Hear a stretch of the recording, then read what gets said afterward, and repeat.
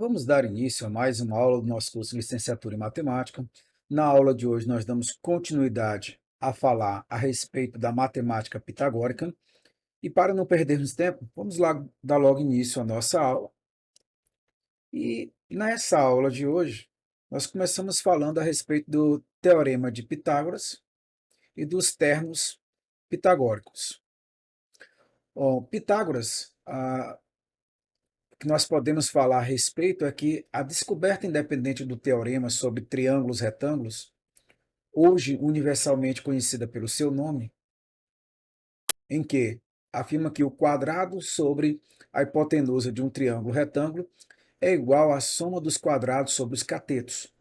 Bom, nessa definição que ele nos deu, nós também podemos afirmar que o Teorema de Pitágoras já era conhecido pelo menos há 1000 anos antes pelos babilônicos, nos tempos de Hammurabi.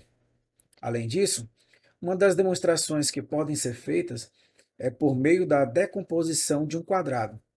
Ou seja, se você tem aqui um quadrado, você pode fazer a divisão do mesmo, tá? E se você pega aqui algumas situações, muitas vezes é comumente utilizado, é que se você pega esse quadrado como um todo, você tem que a área dele seria A mais B, já que é o lado, ao quadrado.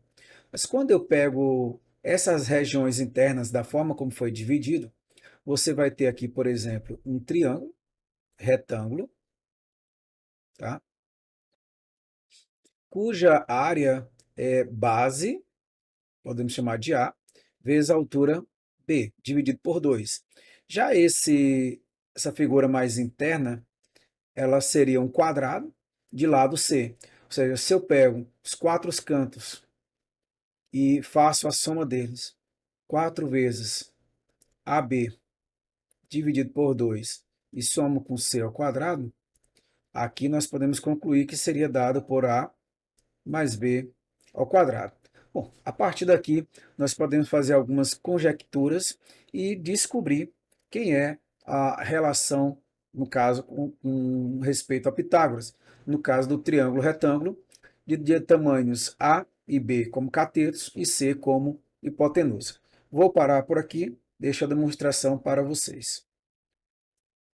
Bom, uma outra coisa bem interessante é que o sumário eudemiano atribuiu esse teorema à soma dos ângulos de um triângulo retângulo é igual a de dois ângulos retos sobre triângulos em geral aos pitagóricos. Ou seja, quando eu pego e olho aqui esse ângulo reto, mais esses dois, que também é 90 graus, a soma deles como dois ângulos retos, como a soma de dois ângulos retos, a soma de todos os ângulos, como sendo a soma de dois ângulos retos, também os pitagóricos estiveram envolvidos nisso. Além do mais, para demonstrar tal fato, utiliza-se o conhecimento de certas propriedades sobre retas paralelas, também creditada aos pitagóricos. Então a gente observa que nesta parte do Teorema de Pitágoras, além do teorema em si, os pitagóricos trabalharam muito a parte da geometria. Ah, esse teorema de Pitágoras ainda, temos algumas coisas bem interessantes. O E.S. Loomis, na segunda edição do livro de... Bom, não sei dizer esse nome aqui não, mas é Pa, Pafag, Pythagorean Proposition, propósito, proposition, é algo do tipo aí. Vocês pronunciam melhor do que eu. Coletou e classificou nada menos que 370 maneiras de fazer essa demonstração do Teorema de Pitágoras. Estreitamente ligado ao Teorema de Pitágoras está também o problema de encontrar inteiros A, B e C, que possam representar os catetos e a hipotenusa de um triângulo retângulo, que era chamado de terno pitagórico. E nesses, aqui acredita-se, tá? Não tem essa interrogação, aos pitagóricos da seguinte forma: m ao quadrado menos 1 sobre 2 ao quadrado, m ao quadrado mais 1 sobre 2 elevado ao quadrado, como sendo a maneira de encontrar os termos pitagóricos. onde esses três termos para todo ímpar m, ou seja, esse valor de m teria que ser ímpar.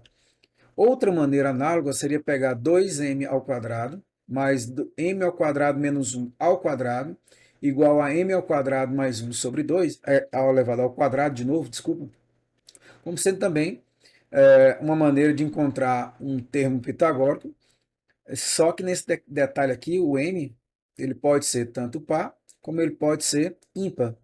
E foi ideado, ou seja, foi dado como ideia o mesmo propósito atribuído a Platão em 380 a.C. Bom, os números inteiros,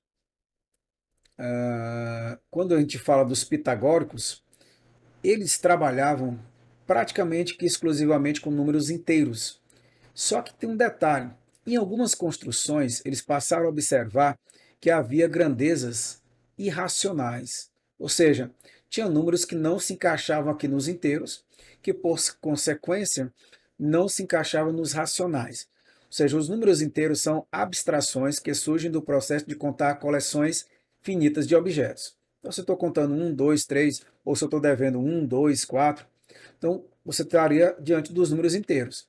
Só que, além da contagem de objetos, temos a medição de comprimentos, pesos e tempo.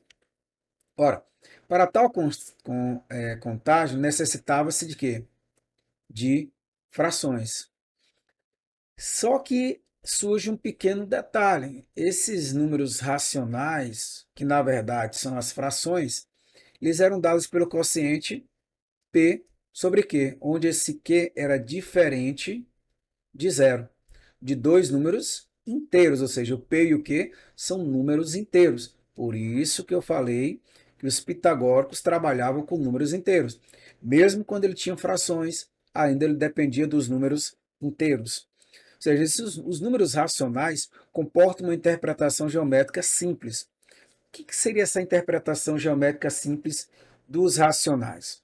Ora, se eu pego essa distância de 0 até i como sendo uma unidade de medida, se eu fico somando valores, somando essa mesma medida, se eu tomar aqui como sendo a parte inicial ou o meu zero, para cá eu teria uma unidade, duas, três, voltando eu teria menos um, menos dois, menos três, que representa os números inteiros. Um detalhe aqui bem importante que a gente tem que destacar é que quando eu pegava uma unidade para cima, mais uma unidade, você tem um quadrado de lado um.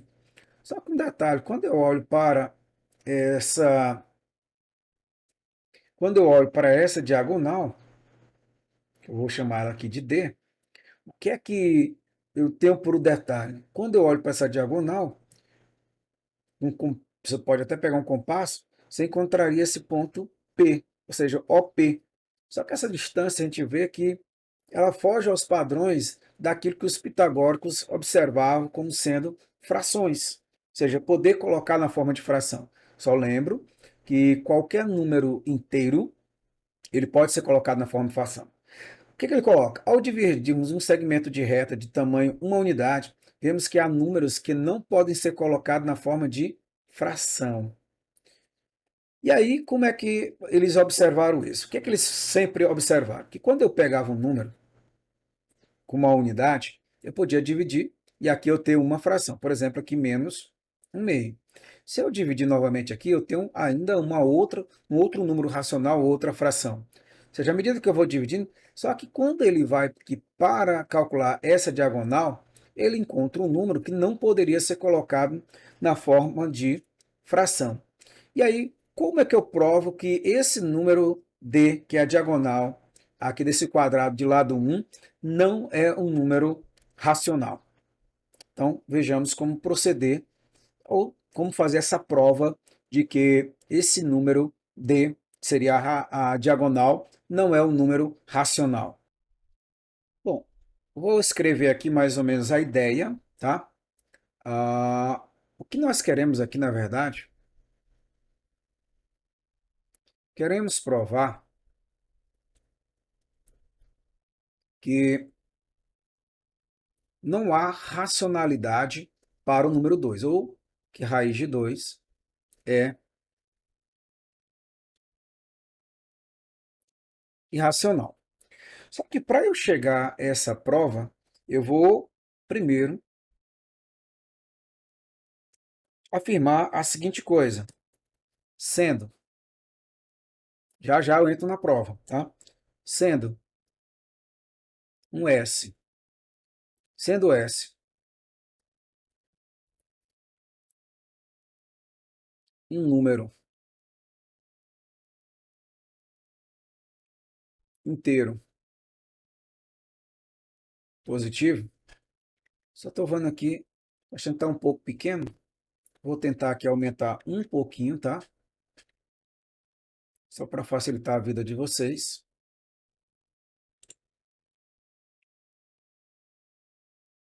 Acho que melhorou um pouco agora.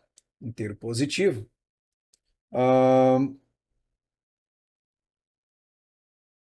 Então, se S ao quadrado é par,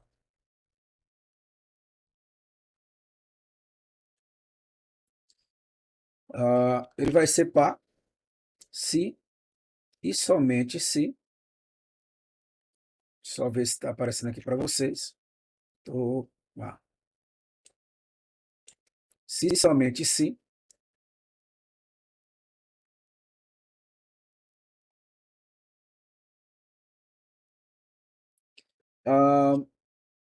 S for par. Ora, essa é uma informação que eu vou utilizar para responder aqui em cima. Então, vamos para a prova propriamente dita. Suponha que raiz de 2 é racional. Vamos lembrar o que eu coloquei lá a respeito da racionalidade do 2 foi por conta do quadrado, cujo valor da diagonal eu afirmava que, no caso, é um número que não é racional.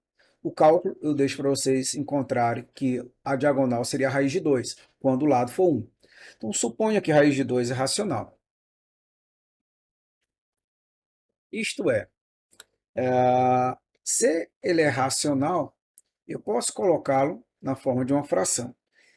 Neste caso, com A e B primos entre si, tá? Essa informação ela é muito importante, tá? Que esses dois números A e B são primos entre si. Sabendo que eles são primos entre si, então eu posso dizer para vocês que o A é igual a raiz de 2 vezes B. O que implica que se eu levar ambos os membros ao quadrado, o A ao quadrado é igual a 2 vezes B. Ora, se A ao quadrado é igual a 2B, o que eu estou afirmando para você? Eu estou afirmando para você aqui que, como A ao quadrado é o dobro de B ao quadrado, temos que A é par e, por consequente,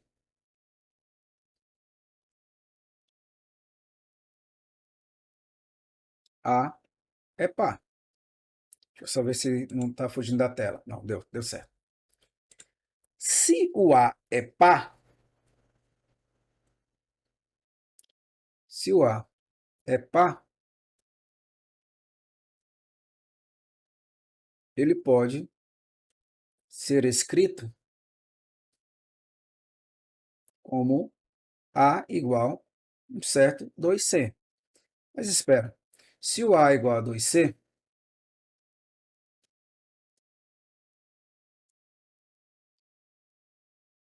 temos, eu vou substituir aqui o valor de A, vai ficar 2C ao quadrado igual a 2B ao quadrado. Aqui você pode concluir que 2C ao quadrado dá 4C ao quadrado igual a 2B ao quadrado. Ou seja, você pode concluir que B ao quadrado é igual a 2C ao quadrado. Mas espera, Pelo que nós vimos aqui, quando eu encontrei a ao quadrado igual a 2 vezes b ao quadrado, eu mostrei que a ao quadrado é o dobro de b ao quadrado e, por consequência, esse a ao quadrado é par. Mas pelo que nós colocamos no início em 1, nós temos que o a também é par. Não diferente do que nós acabamos de colocar, como b ao quadrado é par, isso implica que b é par. Mas espera, eu afirmei que a e b eram primos entre si. Se a e b são primos entre si, o que é que eu posso afirmar neste caso?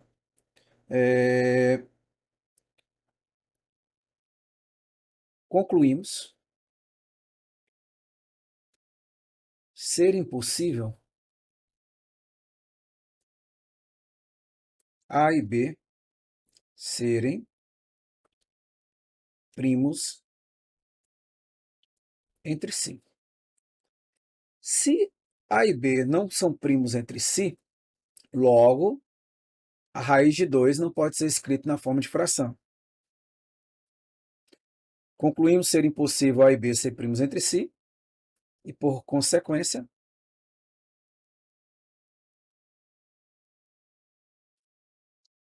temos que raiz de 2 não é racional. Ou seja, raiz de 2 é irracional. Mas vamos voltar aqui para os nossos slides, tá?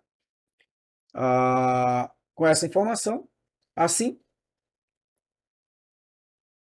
com esta pequena prova que a gente fez, ou pelo esta suposição com relação a essa diagonal, você encontra um número irracional, ou seja, tiveram os pitagóricos viram que tinha algo de errado. E a gente vai ver que houve uma consequência para isso. Assim, novos números tiveram de ser inventados para serem associados a esses pontos, e não sendo racionais, vieram a ser chamados de irracionais. Bom, provar que o comprimento da diagonal de um quadrado de lado unitário não pode ser representado por um número racional levou a esta consequência de termos os números que não são racionais sendo chamados de irracionais. Então, eu fiz essa prova, até me antecipei um pouco, mas a descoberta da existência de números irracionais foi surpreendente e perturbadora ao mesmo tempo para os pitagóricos. Por quê? Essa é a pergunta que temos que fazer. Primeiro, a filosofia pitagórica previa que tudo dependia dos números inteiros. Segundo, havia o sentimento de que toda grandeza poderia ser expressa por algum número racional. Lembrando que os números inteiros também são números racionais. Ou um número era um inteiro puro, ou ele poderia ser colocado na forma de fração. Além disso, a contrapartida geométrica era igualmente espantosa, pois quem poderia duvidar que, dados dois segmentos de reta, sempre seria possível encontrar um terceiro segmento de reta, talvez muito, muito pequeno, que coubesse exatamente um número inteiro de vezes em cada um dos dois segmentos dados. Aqui ele fala um pouco da... Como é o nome que eu poderia chamar esse termo? Seria termos incomensuráveis, tá? Mas aí fica para a leitura de vocês no nosso material. A primeira demonstração de que raiz de 2 era irracional é essencialmente a tradicional de Aristóteles, que viveu entre 384 e 322 a.C., a qual era conhecida. A descoberta da irracionalidade de 2 provocou alguma consternação nos meios pitagóricos. Lembrando que alguns foram expulsos da escola pitagórica. Mais tarde, segundo Platão e Teodoro de Cirene, Cirene aqui é maiúsculo, tá? Foi mostrado que outros números como raiz de 3, raiz de 5, raiz de 6, 7, 8, 10, 11, 21, 31, 41, 51 e 71 também são irracionais. Por volta de 370 a.C., o escândalo fora resolvido por Eudoxo. Que escândalo? Esse que provocou a consternação nos meios pitagóricos. Um brilhante discípulo de Platão e do pitagórico Arquitas, através de uma nova definição de proporção. Além do mais, o magistral tratamento dos incomensuráveis, formulado por Eudoxo, aparece no quinto livro de Elementos de Euclides, e essencialmente coincide com a exposição moderna dos números irracionais dada por Dedekind em 1872. Vale a pena fazer uma leitura a respeito deste rapaz. Eu poderia dar continuidade às nossas aulas falando mais algumas coisas, mas não vou me aprofundar muito nesta aula para que vocês possam ter tempo, além de fazer a leitura do livro, também se dedicar a observar os detalhes desta aula. Aproveite para fazer a leitura e tenha bom proveito nas nossas aulas.